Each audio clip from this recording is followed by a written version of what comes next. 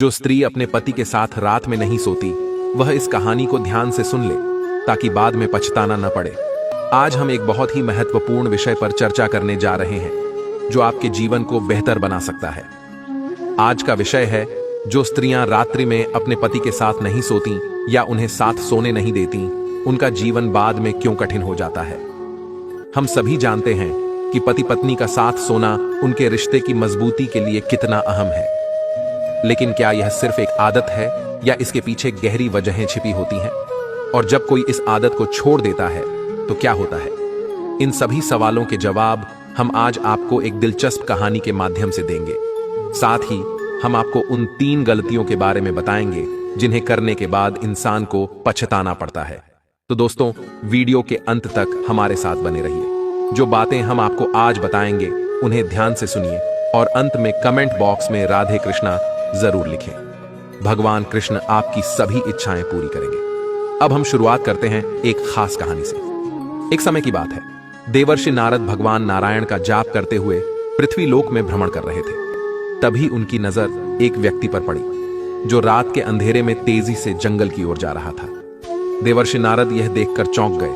उन्होंने सोचा, इतनी रात में जब सभी लोग अपने घरों में आराम से सो रहे होंगे, यह व्यक्ति अकेला जंगल की ओर क्यों बढ़ रहा है? यह सोचकर उन्होंने उस व्यक्ति का पीछा करना तय किया। देवर्षि नारद आकाश मार्ग से उस व्यक्ति के पीछे पीछे चलने लगे। वह व्यक्ति लगातार जंगल की ओर बढ़ता गया और कुछ समय बाद वह एक झोपड़ी के पास पहुंचा, जहां एक अत्यंत सुंदर स्त्री झोपड़ी के बाहर खड़ी थी। वह बहुत सुंदर दिखाई दे रही थी। उस स्त्री ने जब उस नौजवान को आते हुए देखा तो कहा, आइए, मैं आपका काफी देर से इंतजार कर रही थी, आप देर से आए। नौजवान ने जवाब दिया, हे प्रिय, आज मेरी पत्नी काफी देर में सोई, इसलिए मुझे आने में देर हो गई। स्त्री ने कहा, कोई बात नहीं, भला आप आए तो सही। मुझे भी आज अपने पति को सुलाने में थोड़ी देर हो गई, लेकिन फिर भी मैं आपसे पहले आ गई। प्रिय दर्शकों, देवर्षि नारद इन दोनों की बातें सुन रहे थे। तभी स्त्री ने कहा, चलिए अब हम जल्दी से झोपड़ी के अंदर चलते हैं और जिंदगी का असली आनंद लेते हैं। यह कहकर दोनों झोपड़ी के अंदर चले गए। देवर्षि नारद यह देखकर आश्चर्यचकित हो गए और बोले, ओह, यह कैसी पृथ्वी लोक की स्त्री और पुरुष हैं, विवाहित हैं और फिर भी अपने अपने जीवन साथी को धोखा दे रहे हैं। इन्हें न शर्म है न किसी बात का भय। पति पत्नी के साथ विश्वासघात करना कितना बड़ा पाप है। इस घटना को देखकर देवर्षि नारद के मन में कई सवाल उठने लगे। उन्होंने इन सवालों का उत्तर जानने का निश्चय किया और नारायण नारायण का जाप करते हुए आकाश मार्ग से कैलाश पर्वत की ओर चल दिए। कुछ ही समय बाद देवर्षि नारद कैलाश पर्वत पहुंच गए, जहां भगवान शिव अपने आसन पर विराजमान थे। देवर्षि नारद को आते देख भगवान शिव ने कहा, आइए देवर्षि नारद, कैलाश पर्वत पर आपका स्वागत है। देवर्षि नारद ने प्रणाम किया और कहा, हे प्रभु, आज मैं पृथ्वी लोक का भ्रमण करने गया था। वहां मैंने एक विचित्र घटना देखी। उस घटना ने मेरे मन में एक बड़ा प्रश्न उत्पन्न कर दिया। उसी प्रश्न का उत्तर जानने के लिए मैं यहां आया हूं। कृपया मेरी शंका का समाधान करें, यह आपकी बड़ी कृपा होगी। भगवान शिव ने कहा, देवर्षि नारद, आप निश्चिंत होकर अपना प्रश्न पूछिए, मैं आपके प्रश्न का उत्तर अवश्य दूंगा।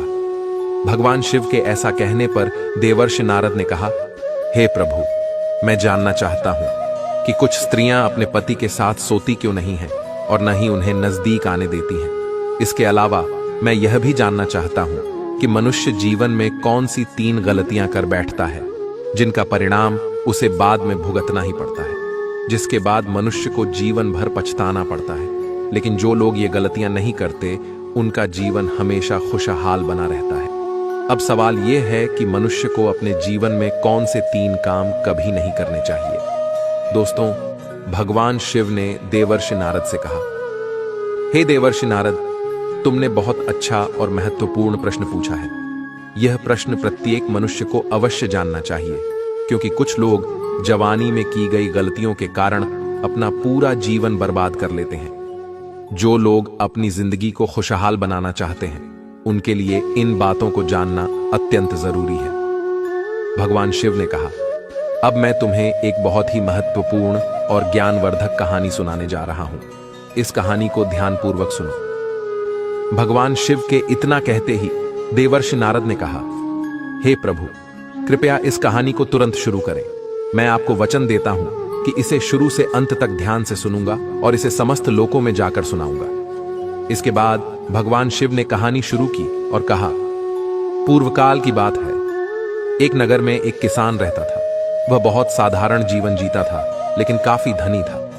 किसान अपनी कड़ी मेहनत के कारण खेती में बहुत अच्छा करता था। उसकी फसल हमेशा अच्छी होती थी और वह अनाज बाजार में बेचकर काफी पैसा कमा लेता था। किसान का एक बेटा था जिसका नाम राघवेंद्र था। किसान अपने पुत्र से बहुत प्रेम करता था और उसे पूरी आजादी दे रखी थी। लेकिन कहते हैं, अधिक आजादी बच्चे के लिए हानिकारक होती है। राघवेंद्र भी गलत संगत में पड़ गया। गलत संगत के कारण राघवेंद्र ने जुआ खेलना शुरू कर दिया। वह अपनी कम उम्र में ही बुरी आदतों का शिकार हो गया। काम वासना को शांत करने के लिए वह वेश्याओं के पास जाने लगा। एक दिन किसान को यह सब पता चला कि उसका बेटा जुआ खेलता है, शराब पीता है और बुरे रास्ते पर चल पड़ा है। किसान यह जानकर बहुत परेशान हो गया। वह सोचने लगा कि आखिर कहां चूक हो गई जिसने मेरे बेटे को इस हाल तक पहुंचा दिया। इसका खर्चा बहुत बढ़ गया था। किसान ने सोचा, अब कोई उपाय करना होगा। फिर उसने निर्णय लिया कि अपने पुत्र राघवेंद्र का विवाह कर देना चाहिए। किसान को लगा कि जब उसका विवाह हो जाएगा और उसकी पत्नी घर आएगी तो वह उसे समझा सकेगी और उसे सही रास्ते पर ला सकेगी। यह सोचकर किसान ने राघवेंद्र का विवाह करवा दिया। विवाह के बाद राघवेंद्र घर पर ही रहने लगा, क्योंकि उसकी पत्नी बहुत ही सुंदर और गुणवान थी। कुछ समय बाद राघवेंद्र के माता पिता वृद्धावस्था में पहुंच गए और एक दिन वे इस संसार से विदा हो गए। दोस्तों, कहानी को आगे बढ़ाते हुए भगवान शिव ने कहा, हे देवर्षि नारद, अब असली कहानी शुरू होती है। राघवेंद्र की पत्नी की सुंदरता ने उसकी काम वासना को शांत कर दिया था, लेकिन उसकी जुआ खेलने की बुरी आदत अभी भी जारी थी। धीरे धीरे उसने अपनी सारी संपत्ति जुए में हार दी। अब उसके पास न धन बचा था, न ही कोई हुनर। भगवान शिव ने कहा, एक दिन उसकी पत्नी ने उससे कहा, अब हमारे पास कुछ भी नहीं बचा। तुम राजा के पास जाकर कोई नौकरी क्यों नहीं ढूंढते, ताकि हम अपने जीवन का गुजारा कर सके। भगवान शिव ने समझाया, हे नारद, जब कोई व्यक्ति राजा के पास नौकरी मांगने जाता है तो राजा सबसे पहले यही पूछता है कि वह क्या कर सकता है। यदि उसके पास कोई हुनर होता है तो उसे काम मिल जाता है, लेकिन यदि वह कुछ भी नहीं कर सकता तो उसे बेकार समझकर लौटा दिया जाता है। इंसान की कला ही उसकी असली पहचान होती है। राघवेंद्र के पास न धन था न कोई कला। वह अपने जीवन के ऐसे मोड़ पर आ गया था जहां केवल पछतावा ही बचा था। उसके 2 पुत्र भी थे जिनका विवाह करना था। घर चलाना मुश्किल हो गया था। राघवेंद्र दाने दाने को मोहताज हो गया और अपनी जीवन शक्ति पूरी तरह बर्बाद कर चुका था।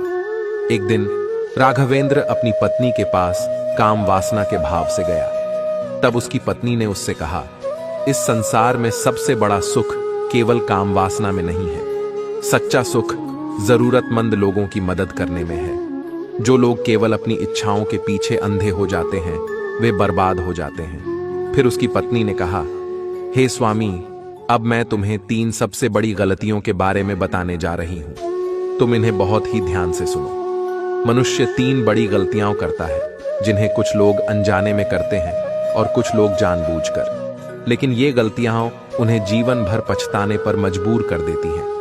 पहली गलती, जीवन के शुरुआती दिनों में अच्छी शिक्षा और हुनर न सीखना। जो लोग अपनी जवानी में शिक्षा और हुनर की अनदेखी करते हैं, उन्हें अपने करियर और जीवन में कई परेशानियों का सामना करना पड़ता है। यह गलती आपके पूरे जीवन को प्रभावित कर सकती है। दूसरी गलती, कामों को टालने की आदत। अगर आप अपने जवानी के दिनों में काम को समय पर पूरा नहीं करते और समय को सही तरीके से इस्तेमाल नहीं करते, तो आगे चलकर अपने लक्ष्यों को हासिल करना बेहद मुश्किल हो जाता है। तीसरी गलती, गलत संगत में रहना। यदि आप अपनी जवानी में गलत संगति में पड़ जाते हैं और बुरी आदतों का शिकार हो जाते हैं, तो यह आपकी तरक्की को रोक देता है और आपको बर्बादी की ओर ले जाता है। और सबसे महत्वपूर्ण बात, सेहत का ध्यान न रखना। अगर आप अपने शारीरिक और मानसिक स्वास्थ्य का ध्यान नहीं रखते तो भविष्य में कई बीमारियों का सामना करना पड़ सकता है। इसलिए अपनी सेहत का विशेष ध्यान रखना बहुत जरूरी है। फिर पत्नी ने कहा, तुमने अपनी जिंदगी की शुरुआत ही गलत की, इसलिए आज हमें इतनी मुश्किलों का सामना करना पड़ रहा है। अब मैं तुम्हारे साथ काम क्रिया नहीं करना चाहती, न ही तुम्हारे साथ सोना चाहती हूं। मेरी उम्र अब आधी से अधिक हो चुकी है और मैं अब भगवान की सेवा में अपना समय लगाना चाहती हूं। यह वही समय है जब हमें अपनी आत्मा को परमात्मा से जोड़ना चाहिए। युवावस्था तक लोगों का जीवन ब्रह्मचारी होता है। इसके बाद वे विवाहित जीवन में प्रवेश करते हैं, पुत्र की कामना करते हैं और फिर वृद्धावस्था में ब्रह्मचारी जीवन की ओर लौट जाते हैं। अब वृद्धावस्था को बर्बाद नहीं करना चाहिए। पूजा, सत्संग और भजन करने का यह सही समय है। मैं अपने जीवन को और अधिक बर्बाद नहीं करना चाहती। अब तो तुम समझ ही गए होगे कि मैं तुम्हारे साथ क्यों काम क्रिया नहीं करना चाहती और क्यों तुम्हारे साथ सोना नहीं चाहती। अब हमारा जीवन केवल एक ही लक्ष्य पर केंद्रित होना चाहिए। अब हमें अपने बच्चों का विवाह कर देना, फिर मेहनत पर ध्यान दो और काम क्रिया को भूल जाओ। भगवान हम लोगों की जरूर सुनेंगे। मित्रों, कहानी को आगे बढ़ाते हुए भगवान शिव कहते हैं, देवर्षि नारद, राघवेंद्र की पत्नी ने सही कहा था कि जो मुझसे सच्चे मन से जुड़ते हैं उन्हें कभी किसी चीज की कमी नहीं होती। फिर क्या हुआ? एक दिन उस औरत को एक बूढ़ी महिला मिली। वह महिला अपना सारा धन और संपत्ति राघवेंद्र के परिवार को सौंप देती है और कहती है, मेरे पास कोई अपना नहीं है, मुझे बस 2 वक्त की रोटी चाहिए।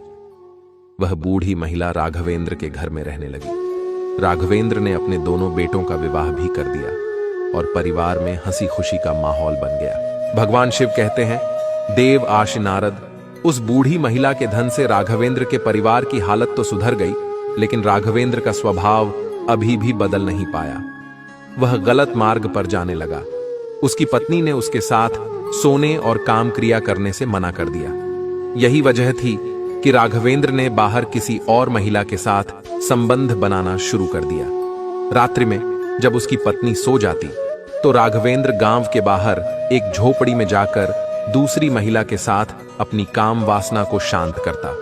भगवान शिव कहते हैं, देवराशि नारद, मेरा यह कहना है कि स्त्रियों को यह बात ध्यान में रखनी चाहिए कि अपने पति का पूरा त्याग करना उचित नहीं होता है। जैसे राघवेंद्र की पत्नी ने किया वैसा नहीं होना चाहिए।